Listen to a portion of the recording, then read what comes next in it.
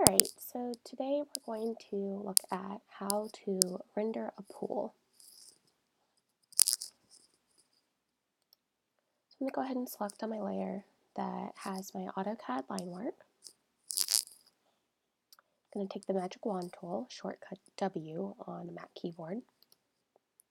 Now I've selected the pool area, and I have a folder set up down here for all the layers that are going to go into my pool. So I'm going to create a new layer, call it Pool Water.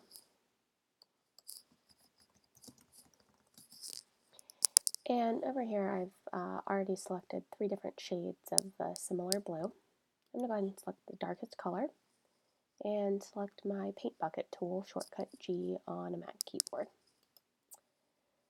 I've now filled in that area. I'm going to keep the area selected and switch to my brush tool and select the medium color. I'm going to, in my brush tip shape sets, I'm going to go ahead and reduce the hardness down to 0 to soften the edge and increase the size of my brush. As you can see, I've already set that my sunlight is coming kind of from the top left corner, so my shadows are going to, in theory, be on the bottom right. So I know my darkest area of the pool that's going to be shadowed is going to be this area up here. So I want to go ahead and put the highlights down here.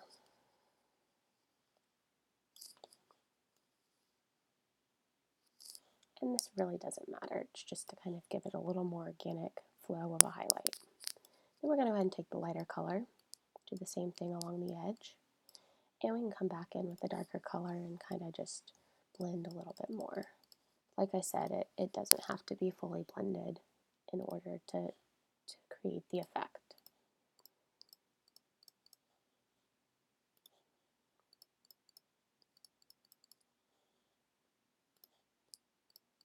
Okay, so now we have that done, we can deselect the area.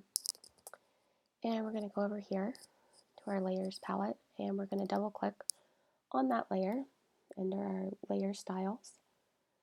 And we're going to go down here to pattern overlay. Drop down. I'm going to select the pattern that's called Satin 128 by 128 pixels. And if it's not showing up, you can go over here. There's like a gear type icon. And if you click on patterns, I believe that this pattern is in this grouping. And it will then add it to your patterns library. Alright, so go ahead and do that and just click out. Now we want to set the blending mode to overlay. And we're going to go ahead and reduce the opacity down to, what did I say I had done before? We're going to go down to just about 50%. And as you can see, the scale of this doesn't too realistic. You can see that the pattern's repeating. So, if you go ahead and start to increase it, play around until you get the desired effect, just kind of depending on your scale. So I think that looks about right. And we're going to go ahead and add this inner shadow that I was talking about before. I like to pick something a little bit less harsh, more in the dark blue turquoise category.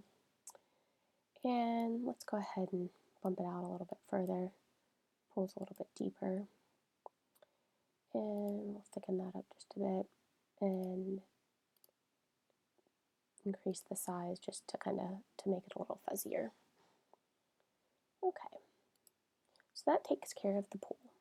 Now we want to go ahead and add another layer. Let's go ahead and select so that we're only working within the boundaries of the pool. We're going to go back up to the CAD line work, Magic Wand. Could also just click inside here. We know that this is the shape of the pool. You could click on here. It's going to highlight the same area if you command click or control click on a PC. Okay, so we're going to call this the ripples. And what I like to do is just go ahead and select white. And we're going to reduce down our brush size fairly small in this case. We're looking down at 20 pixels. So we're only selected in the pool area, and this is going to make it easy to stay within their boundaries. And you're just going to come through. I don't really like the way that one came out. Go a little bit smaller, maybe down to 10 pixels, and just kind of scribble through.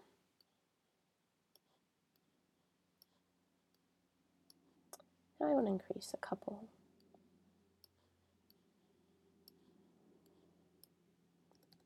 And back small again.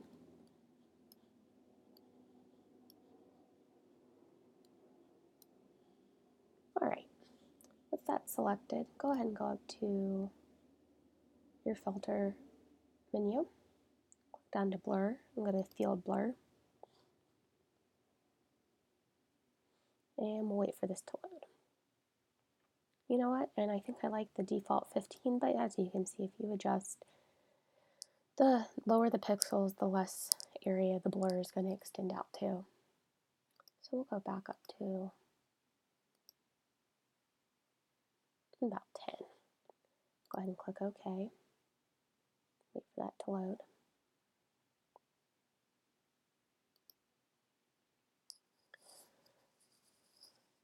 Alright, and if that still feels a little too rigid, you can go ahead and reduce the opacity of the layer. And that's it. So as you can see, depending on how zoomed in you are on your image, that is how to render a pool.